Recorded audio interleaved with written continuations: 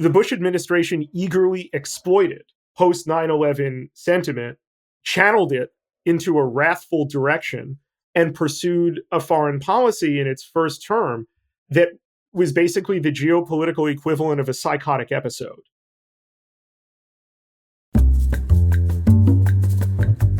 Welcome to Global Dispatches, a podcast for the foreign policy and global development communities and anyone who wants a deeper understanding of what is driving events in the world today. I'm your host, Mark Leon Goldberg. I am a veteran international affairs journalist and the editor of UN Dispatch. Enjoy the show.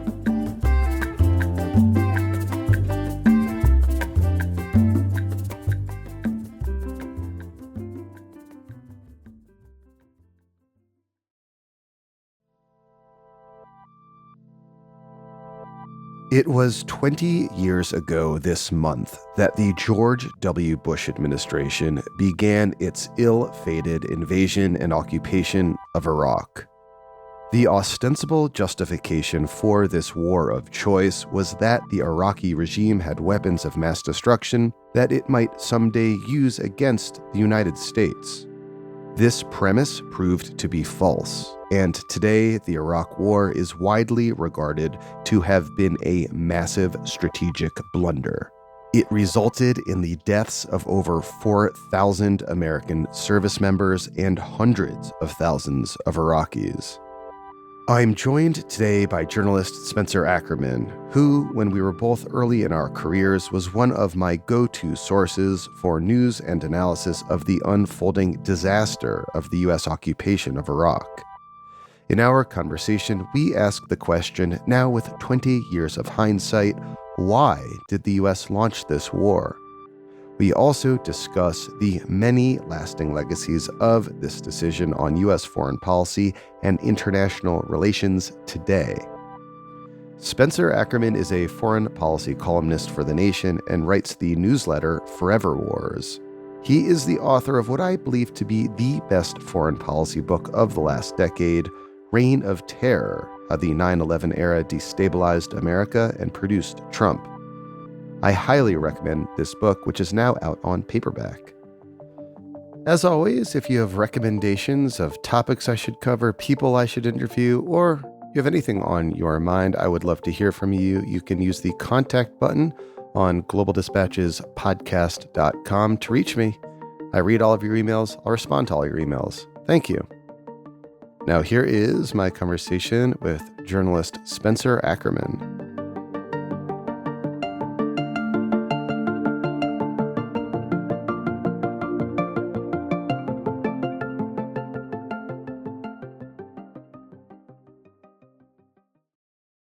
If I were to ask you 20 years ago why the U.S. decided to invade and occupy Iraq, how would you have answered that question back then compared to how do you answer that question today? Back then, I would say I was not at a great point in my life. I was, I think, more than I even realized, deeply 9/11 pilled and high on the same kind of American exceptionalist supply. I was just about to turn 23 years old when the US invaded Iraq, and I probably would have said that given the threats shown by 9/11, the Bush administration's case for the war is shoddy and full of obvious nonsense. Some of it less obvious nonsense than others, but it's clear that this is not really what's going on here. But at the same time, the need for a free Iraq was probably something not just worth doing, but something valorous and something that the United States, if it had the ability to do it, ought to devote its great power and wealth to do so. And that view, to be clear, at the time was the dominant view of, I would say, left of center folks at the time. And there was lots of intellectual firepower behind that view that you just articulated. Yeah, I just say that, to be honest about where I was at that point. It would ultimately turn out to be not where I've ended up. I was protesting on the streets in college. I was already a hippie back then. You outpaced me, Mark, in this and so many other ways. And, now the joke was on me, so to speak. But what I also wouldn't have said in the time is something that Alan Greenspan subsequently said in about, I think, either 2007 or 2008, in which he reflected that the Iraq War was largely fought because of oil, that this was a resource war, that this was not just limited to a resource grab concerning oil, but concerning so much else of the Iraqi state. Operations that were under the Coalition Provisional Authority, the U.S. occupation authorities, order, I believe it was Order 39 in September of 2003, that privatized Iraqi state enterprises and, more importantly, opened them up to foreign investment and really needing control. And, Greenspan said that he advised George W. Bush to invade Iraq for that reason, to secure the global supply of oil. Is that the only reason? No. But, as much as ideology, I think, in Washington that's roughly stretching from neoconservative to liberal internationalist will kind of go to great lengths to, complicate or outright deny. The reason why the United States focuses on this region is because it is fundamentally so resource rich and so important for basically the global economy, because we are in a hydrocarbon capitalist economy. Beyond that kind of base layer, the 9/11 attacks to many were a sign of vulnerability, and it created an enormous amount of public fear. And unscrupulous politicians in the Bush administration, and gone along with by many in the Democratic Party's foreign policy apparat at the time, and indeed in the media, used those attacks to transform the limits of what was possible and acceptable uses of American military power.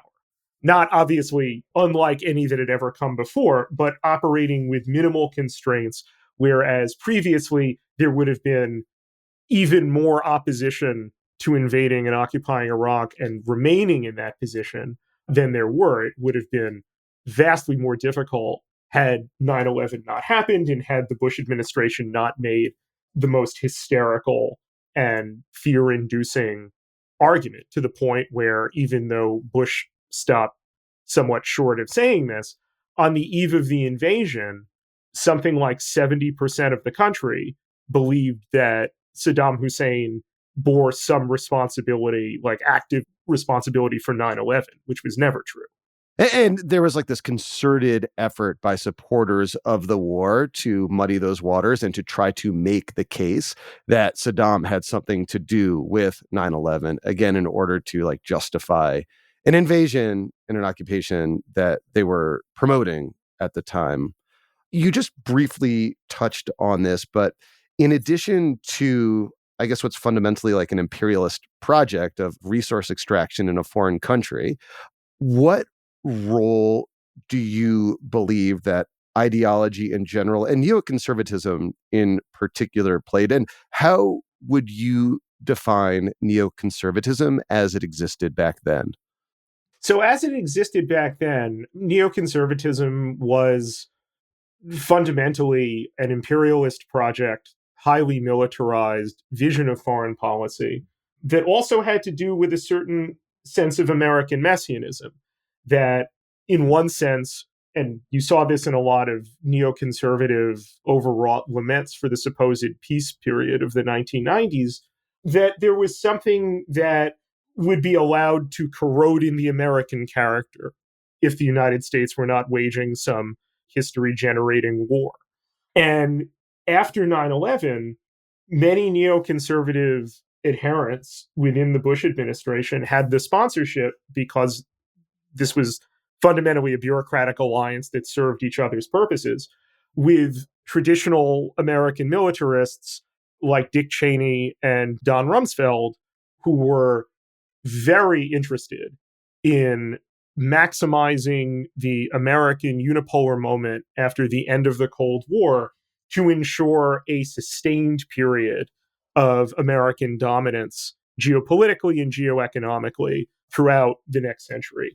This was basically an opportunity to expand the limits of what American hegemony could achieve and demonstrate after the attacks of 9/11 that challenges to this both A, would not be tolerated, and B, I don't think they would put it in these terms, but could be marshaled for this broader hegemonic project. And specifically, the neoconservatives argued and presented to the public that this was all done, that is to say, the invasion and occupation of Iraq, in order to promote democracy. And that went out the window pretty quick, I would contend. I mean, one of the ultimate epitaphs for this is in 2020, when, after the United States assassinates in Baghdad the Iranian external security chief, Qasem Soleimani, the Iraqi parliament immediately registers outrage and votes to expel US troops from Iraq. And almost immediately, the State Department issued a statement like few I've ever seen from them, informing Iraq that no such departure will take place, informing Iraq that future parameters for discussing the US troop presence are going to be limited at what the function of that troop presence will be, not whether it will be. So at that point, you really had, if nothing else had changed your mind up until that point, there is this bitter epitaph where the United States made very clear that the Iraqi democracy that it set up, and that 4,500 US troops, 3,500 contractors, and an untold number of Iraqis, estimated in the hundreds of thousands, possibly in the millions, died for this. And the Iraqi parliament learned from the US State Department that Iraqi democracy ends where US military interests begin. Iraqi democracy can't and won't touch the US presence. So, given the outcome of Iraq, as you just described it, to what extent is neoconservatism as an ideology still prominent in American foreign policy today? I mean, we're speaking a day or so after Ron DeSantis seemed to align himself with a more Trumpian foreign policy. And there are certainly avatars of neoconservatism out there, like Nikki Haley is one prominent one, maybe Mike Pence as well, who might be vying for the Republican nomination. But it seems that it is an ideology that's now fallen out of favor as a consequence of the Iraq debacle. I think in general that's true, but at the same time, neoconservatism has always been an elite ideology and an elite preoccupation. It has no legions, right? There's no MAGA, there's no Bernie movement, there's just nothing like that. What it is amongst, elites, from politics to corporate titans to some military figures in some degree, pretty, fewer and fewer I've found in the last generation.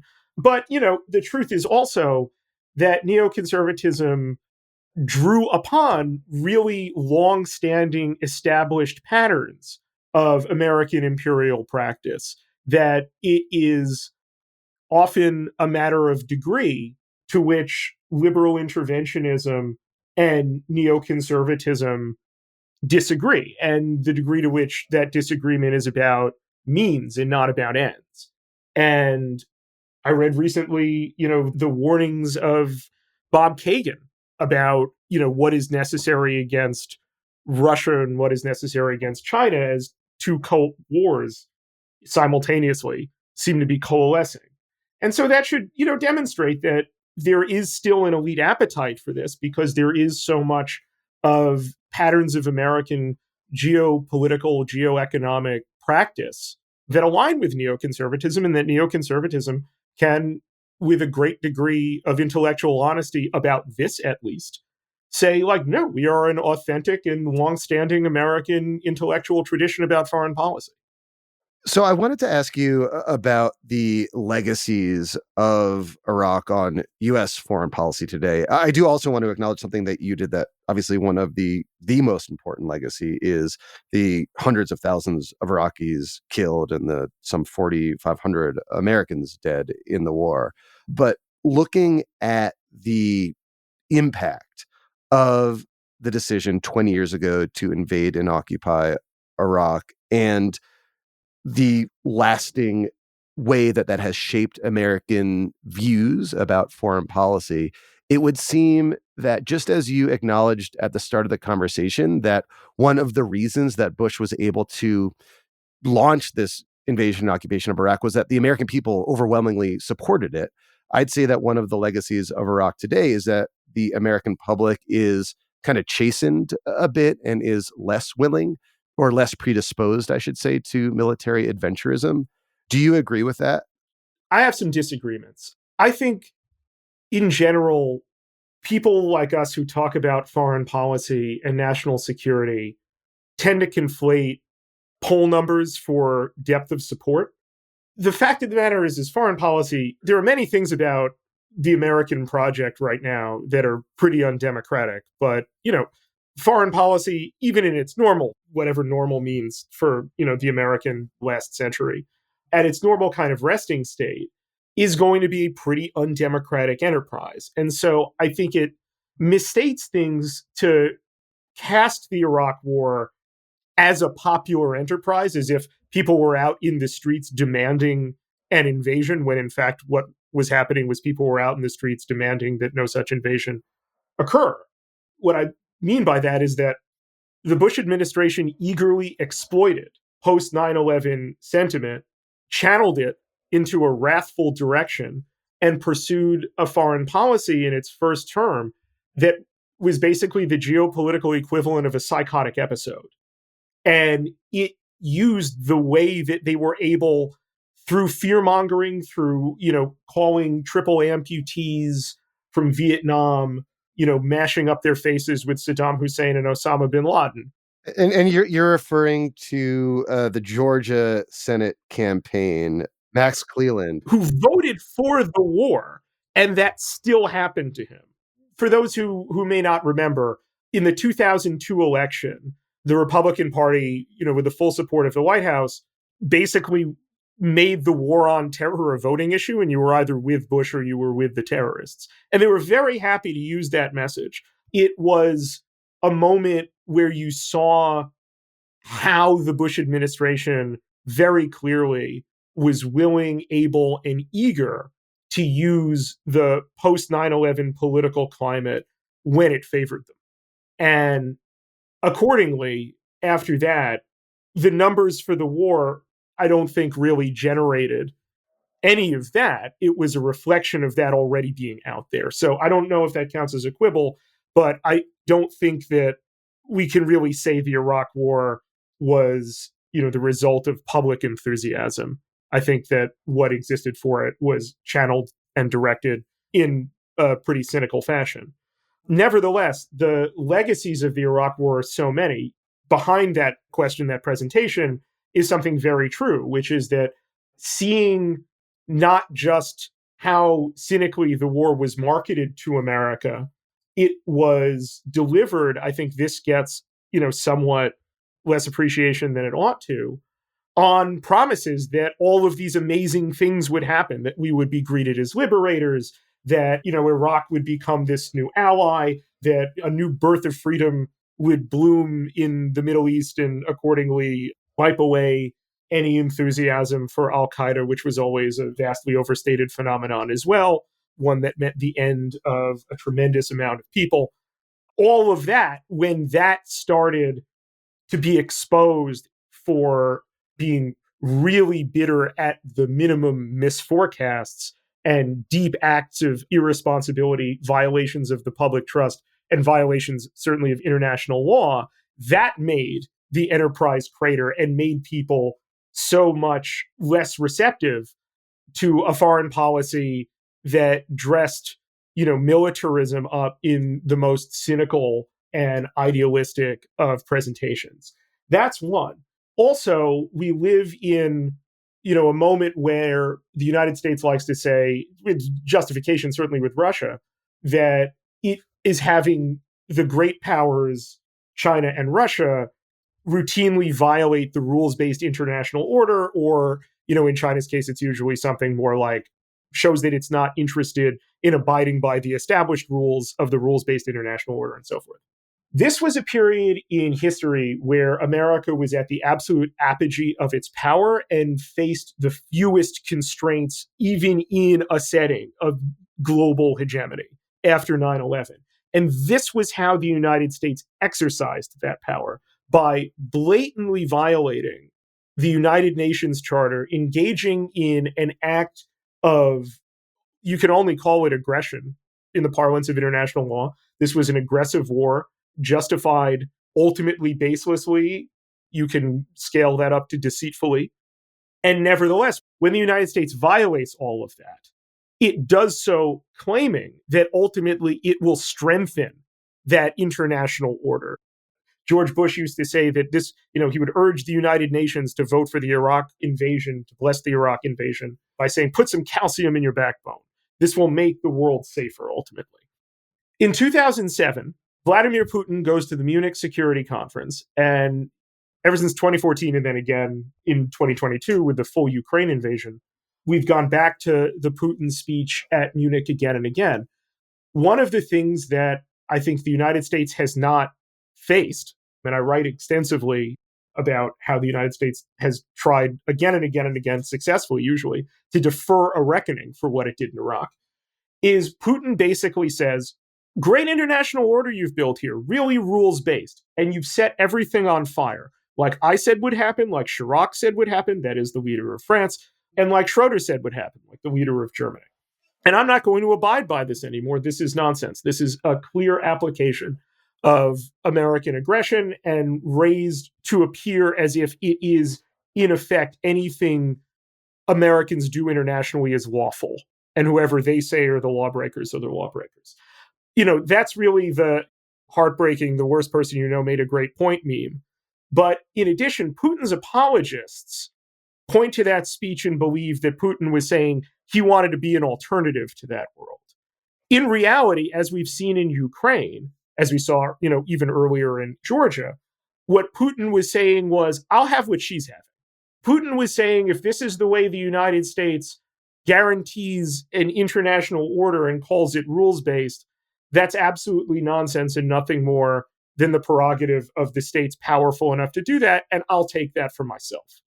And so when the United States today talks about its role in the world as promoting a rules-based international order, the unfortunate reality is it did enormous and quite possibly not recoverable damage by invading Iraq. And we haven't even gotten to another legacy, which is ISIS.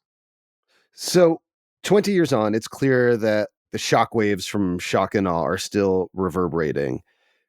10 years from now or 20 years from now, do you still foresee ripple effects from that decision 20 years ago to be having a meaningful impact on international relations? Absolutely. Only Americans would think of 20 years as ancient history. This is a war that, again, depending on which epidemiological models you use, somewhere between 300,000 and 2 million people, quite possibly more, lost their lives. More than 4 million others became refugees. Eventually, it generated enemies worse than it went to destroy. First, with the establishment of al-Qaeda in Iraq, which did not exist before the US invasion, then metastasizing after the US claimed to have crushed it into what would become first the Islamic State in Iraq and then the Islamic State in Iraq and Syria. I think it's quite possibly imprecise to say, the after effects of this decision, because the effects are still happening. 2017, the US-backed and Iranian-backed Iraqi security forces fought one of the most grueling battles of urban warfare since the World War II era, and that was in Mosul. There are still, I think, something like 50,000 people just across the border at Al-Hol in Syria who are basically living in an open-air prison patrolled by the United States' mostly Kurdish allies, some of them being former ISIS fighters, some of them being relatives of them, many of them being simply civilians who were trying to flee Raqqa, the former ISIS capital in Syria. And this situation has festered for years. It would be irrational and ahistoric to expect that there wouldn't be continued ripple effects from this. We were recording this days after the Chinese brokered and guaranteed a bit of a détente between the Iranians and the Saudis. Well, if there was a winner of the Iraq war, it was probably Iran. It was probably also the U.S. military-industrial complex, but certainly, as an external force, Iran capitalized and expanded its power in the region once it realized how expertly it could exploit compounding American mistakes. And then the following decade, in addition to dealing with ISIS, another legacy of the Iraq invasion, the United States crafted for the better part of a decade a foreign policy predicated on assembling, marshaling, and resourcing a coalition of allied states in the Middle East against Iran that would ultimately knit together, as we saw with the Abraham Accords, Israel and the Gulf states. And now this is a sudden complication thrown in that work. So, I don't mean to be a kind of monocausal crank and say that, everything that's happened since is the result of the Iraq war, just to say that I think we have tended, because it's such an ugly period in such an irresponsible and such an unfinished period in history caused by the United States, that we tend to minimize the legacy of that decision and believe in some sense that the 2007 to 2008 Iraq surge that brought down U.S. troop deaths and to some degree brought down Iraqi civilian casualties somehow kind of settled everything. I am something of a monocausal crank when it comes to the Iraq war. And I would just add as a coda of the sort of geopolitical winners of Iraq, you noted China brokering this Iran-Saudi deal. I saw the other day that China and Iraq have decided to settle their bilateral debts in the renminbi as opposed to the US dollar, which seems to say volumes. Do you want to just quickly explain that? Because, maybe your listeners, need currency diplomacy lessons. Yeah, when two countries owe each other money around the world, it's typically done in US dollars. Chinese diplomacy, as of late, has been seeking to exclude the US dollar from those transactions in order to make the Chinese economy more resilient to potential US sanctions. And it's just fascinating to me to see that in the year 2023, China and Iraq were able to effectuate that deal to settle their debts in the Chinese currency. And just to add to that a bit, all global petroleum deals are done in dollars. And there is a tremendous amount of speculation, some of which the Saudis have kind of stoked in terms of expectations, that they're going to come up with at least some kind of either financing or other vehicle for oil sales to China in renminbi. And to have that happen in Saudi Arabia will be seismic. And if it also happens, because of course Iraq has the second most oil reserves in the world, in Iraq would also be quite a turn of the historical ratchet. Well, Spencer, thank you so much for your time. Thank you so much, Mark. It's always great to talk to you.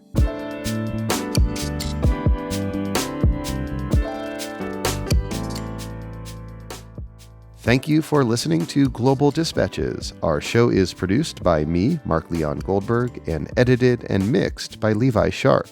If you have questions or comments, please email us using the contact button on globaldispatchespodcast.com.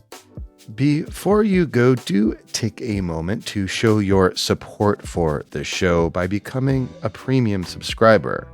If you're listening on Apple Podcasts, you can do so with a couple taps of your thumb. If you're listening elsewhere, you can go to patreon.com/globaldispatches. We rely on support from listeners to continue to do what we do far into the future, and by becoming a premium subscriber, you will unlock access to our entire archive of hundreds and hundreds of episodes. please rate or review the show on Apple Podcasts.